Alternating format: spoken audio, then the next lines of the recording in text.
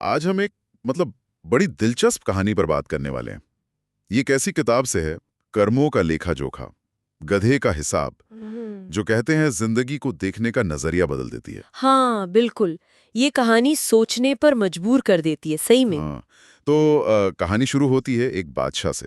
हम्म। बहुत बीमार है वो, और उसे लग रहा है कि बस अब वक्त आ गया है। हाँ, उसे यकीन हो गया है कि अंत नजदीक है। और अपनी मौत को करीब देख के ना, वो एक बड़ा अजीब सा ऐलान करवाता है हाँ, क्या ऐलान? कि भाई जो कोई भी उसकी मौत के बाद सिर्फ एक रात उसकी कब्र में लेटेगा, उसे वो अपनी पूरी की पूरी सल्तनत बादशाहत सौंप देगा। अरे बाप रे, ये तो बड़ा अजीब ऐलान है।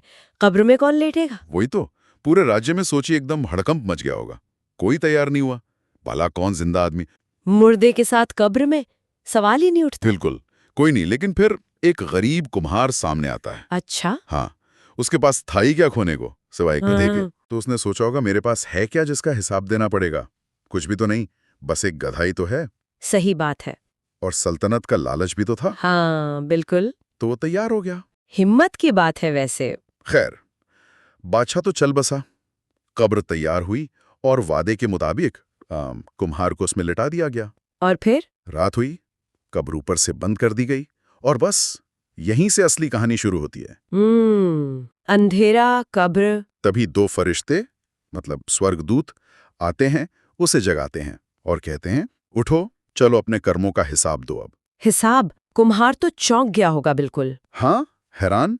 बोला, हिसाब? किस चीज का हिसाब? मेरी पूरी जिंदगी में सिवाय एक गधे के कुछ था ही नहीं।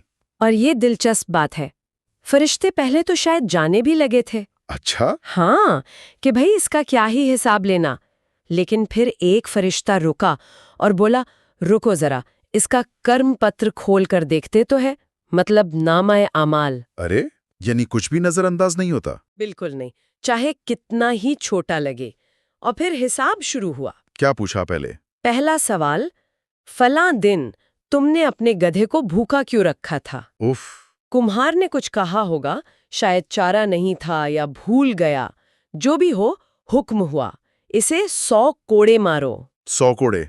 सिर्फ भूखा रखने के लिए? हाँ जी। फिर अगला सवाल आया, फलां दिन तुमने गधे पर उसकी ताकत से ज्यादा बोझ क्यों लादा था? ओह, ये तो आम बात करती है कई बार।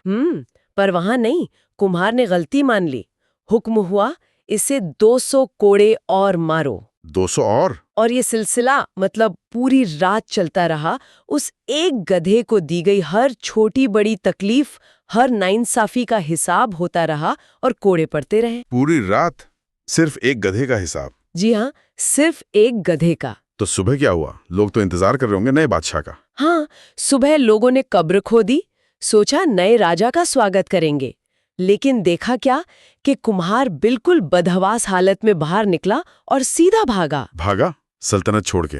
हाँ, लोग हैरान, पीछे भागे, पूछा, महाराज, अरे महाराज, सल्तनत आपकी है, कहाँ जा रहे हैं आप? उसने क्या कहा? कुम्हार ने रोते हुए जवाब दिया, और यही इस कहानी का सार है मेरे ख्याल से। उसने कहा, भाइयों, अरे मुझसे तो अपने एक गधे का हिसाब नहीं दिया गया, मैं इस पूरी रियासत का इतने सारे लोगों का हिसाब कैसे दूंगा?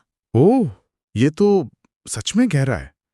हमारे छोटे छोटे काम भी गिने जाते हैं, किसी जानवर के साथ भी जो करते हैं। बिल्कुल, ये कहानी यही तो बताती है। कर्मों का लेखा जोखा बहुत बारीक होता है। सिर्फ इंसानों से हमारा बर्ताव नहीं, हर जीव के प्रति हमारी क्या जिम्मेदारी है, हम क्या करते हैं, सब गिना जाता है। वो चीजें जिन्हें हम अक्सर मामूली समझ लेते हैं। हाँ वही, उनका भी वजन होता है। तो फिर इस कहानी से, इस किताब से हम क्या सीख सकते हैं? निचोड़ क्या है? निचोड़ साफ है, हमारा हर काम, अच्छा हो या बुरा, छोटा हो या बड़ा, कहीं ना कहीं दर्ज हो रहा है, उसका हिसाब होना है।